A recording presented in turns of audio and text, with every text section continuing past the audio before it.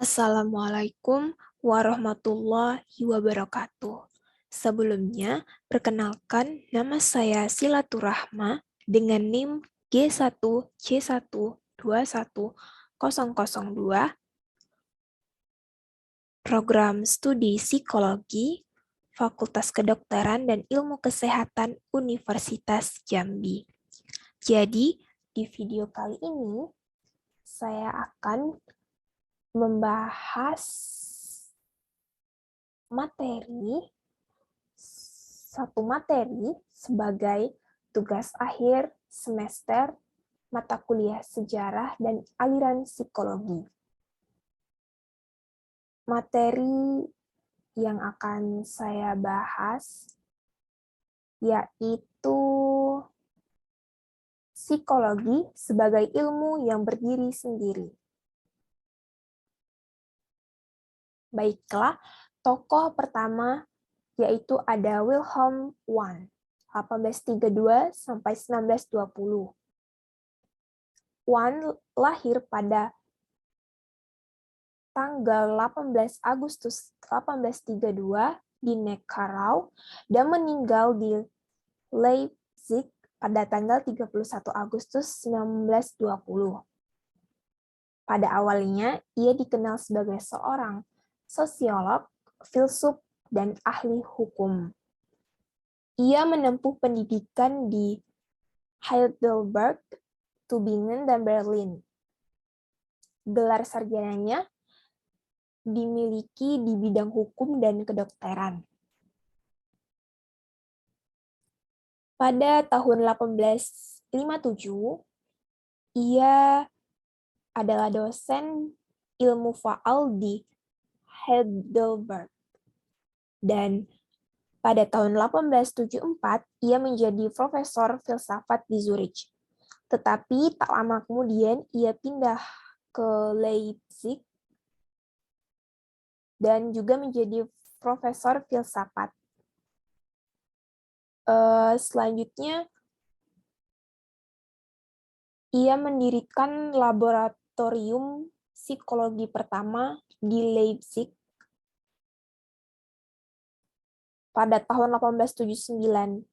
Dan ini dianggap sebagai titik tolak berdirinya psikologi sebagai ilmu pengetahuan yang terpisah dari ilmu-ilmu induknya. Wundt juga dipengaruhi oleh tokoh yang dianggap sebagai gurunya, yaitu Helmholtz dan J.P. Muller. Dalam hubungan ini dicatat bahwa Wundt sangat pengaruh kedua orang tersebut nampak pada usahawan untuk mengombinasikan filsafat dengan ilmu pasti, seperti ditulisnya dalam buku System of Philosophy, kombinasi filsafat dan ilmu pasti, pada tahun 1884. Dalam masa perkembangan sistematika Wundt, dari awal hingga akhir, dapat dibagi ke dalam 4 periode. Yang pertama, tahun 1860, disebut periode prasistematik. Di sini ia mengemukakan teori tentang persepsi dan perbedaan antara perasaan dan penginderaan yang didasarkan pada doktrin unsocious inference. Selanjutnya, pada tahun 1874 sampai 1887, dengan ditulisnya buku Fisiologi Psikologi, pada periode ini mulai jelas konsep-konsep Wundt.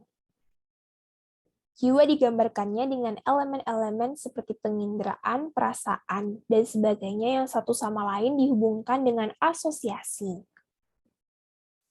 Lalu, pada tahun 1896, Wundt mengajukan teori 3 dimensi dari perasaan dalam buku Grundrisse der Psychologie. Dalam teorinya tentang perasaan ini, Wundt mengatakan bahwa ada 3 pasang kutub perasaan, yaitu senang tak senang, tegang tak tegang, semangat tenang. Dan periode yang terakhir, yaitu pada tahun 1902 sampai 1903, dalam buku Psikologi edisi kelima, Won memberikan argumentasi mengenai teorinya yang terbaru tentang perasaan. Konsep apersepsi bertambah penting. Setiap rangsang yang sampai ke indera manusia selalu dipersepsikan, tetapi sebagian saja dari persepsi itu yang dia persepsikan, yaitu yang secara aktif sengaja diberi perhatian khusus. Dalam apersepsi, jadinya terdapat unsur kesengajaan dan kesadaran. Lalu, ada 3 persoalan yang harus dibahas dalam psikologi yang berdiri sendiri menurut Wan. Yang pertama ada analisa dari proses kesadaran ke dalam elemen-elemen. Yang kedua ada penyelidikan mengenai bagaimana terjadinya hubungan-hubungan antara elemen-elemen itu. Yang ketiga, penentuan hukum-hukum yang mengatur hubungan-hubungan tersebut. Selain itu, dikatakan oleh Wan bahwa ada 3 hukum mental laws. Yang pertama ada hukum resultan psikis, hukum hubungan psikis, hukum kontrapsikis. Lalu ada 2 macam asosiasi, yaitu ada asosiasi persepsi langsung dan asosiasi memori. Wan juga mengatakan mengenai apersepsi, yaitu ada apersepsi sebagai fenomena, kognisi, dan aktivitas. Selanjutnya ada Edward Bradford Titchener, 1867-1927.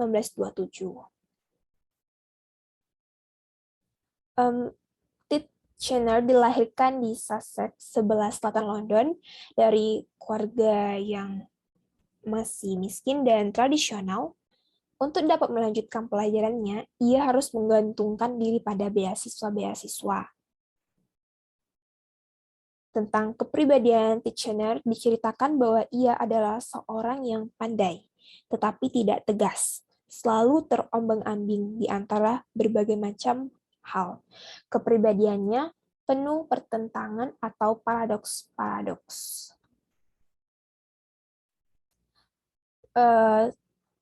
Dikatakan bahwa Titchener tidak sependapat dengan Wan, bahwa emosi terdiri dari 3 pasang kutub. Menurut Titchener, hanya ada 1 pasang kutub emosi, yaitu lust-unlust. Dan Titchener berpegang sangat kuat pada ajaran Wan yang pertama, yaitu bahwa segala kejiwaan harus dipelajari melalui penginderaan. Dan Titchener tidak membenarkan pikiran Oswald Kolbe tentang proses berpikir yang bebas dari penginderaan yang merupakan bentuk berpikir yang lebih tinggi. Lalu selanjutnya tokoh yang ketiga ada Hermann Ebbinghaus, tahun 1850 sampai 1909. Ebbinghaus lahir di Bremen pada tanggal 24 Januari 1850 dan meninggal di Halle pada tanggal 26 Februari 1909. Ia merupakan profesor dari Universitas Breslau dan Halle. Dan ia juga dianggap sebagai salah satu pelopor dan pendiri psikologi eksperimen. Ia adalah orang yang pertama melakukan penelitian eksperimental mengenai proses belajar dan ingatan, memori. Dalam eksperimennya tentang ingatan, Ebbinghaus menggunakan objek yang netral, yaitu kata-kata tak berarti, nonsense syllables. Selanjutnya, Ebbinghaus mengemukakan hukumnya tentang rasio antara hal-hal yang dipelajari dengan waktu yang digunakan untuk mempelajari hal-hal itu sebagai berikut. Makin banyak hal yang harus dipelajari, makin banyak pula waktu yang diperlukan untuk mempelajarinya secara sebanding. Hukum ini disebut sebagai hukum Ebbinghaus. Tokoh yang keempat ada George Elias Muller. Muller dilahirkan pada tanggal 20 Juli 1850 di Grima dan meninggal pada 23 Desember 1934 di kontinen.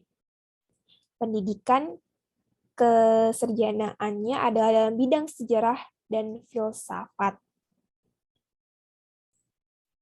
Ia dikenal sebagai tokoh dan psikologi yang dianggap sebagai salah satu pelopor psikologi eksperimen sebagaimana halnya dengan Wang.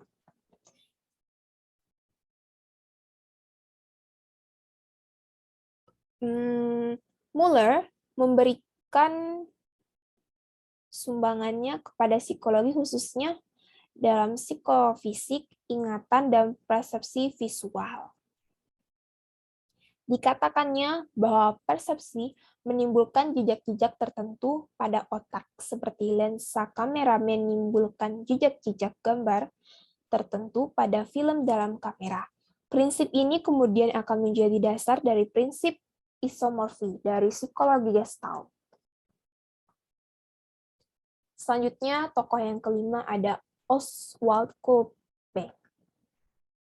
Lahir tanggal 3 Agustus 1862 di Chandau dan meninggal 30 Desember 1915 di Munich. Mula-mula ia adalah seorang sejarawan yang kemudian pindah ke psikologi.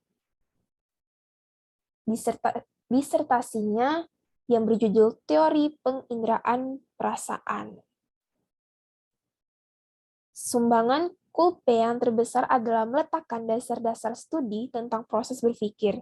Ia mengemukakan suatu kertas kerja yang berjudul On the Modern Psychology of Thought, di mana ia mengemukakan bahwa proses berpikir yang tinggi tidak terikat pada penginderaan dan dapat pula diselidiki secara eksperimental.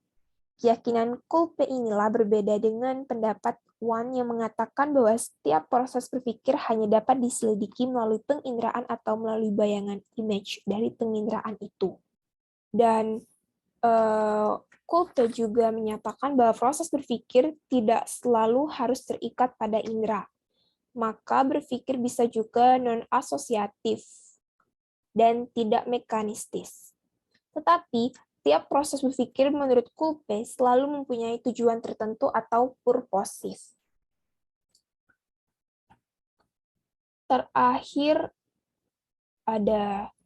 Tokoh yang terakhir ada Karl Buchler. Buchler lahir pada tanggal 27 Mei 1879 di Metzelsheim, Baden, meninggal pada tanggal 24 Oktober 1963 di Pasadena, California, Amerika Serikat. Dia merupakan pendukung aliran Wurzburg seperti Kolbe. Ia menentang Wan dan tidak setuju dengan G.M. Muller. Ia menggunakan pendekatan holistik. Proses kejiwaan harus didekati, dilihat, dan dianggap sebagai suatu keseluruhan atau totalitas, Ganzeit. Dan dari situlah muncul aliran psikologi Ganzeit. Sumbangan lainnya yang juga penting dari Buchler adalah usahanya untuk meneliti bahasa spoken language dari sudut psikologi. Usahanya ini kemudian berkembang sebagai suatu cabang psikologi yang disebut psikolinguistik. Baiklah, materi tadi saya ambil dari referensi buku Sarito Wetsarwono, berkenalan dengan aliran-aliran dan tokoh-tokoh psikologi, dan e-book pengantar psikologi dan psikologi pendidikan. Baiklah, mungkin hanya itu yang dapat saya sampaikan dari pembahasan materi psikologi sebagai ilmu yang berdiri sendiri. Bila ada perkataan yang salah saya ucapkan, tempat, nama tokoh, saya Mohon maaf sebesar-besarnya. Saya akhiri. Wassalamualaikum warahmatullahi wabarakatuh.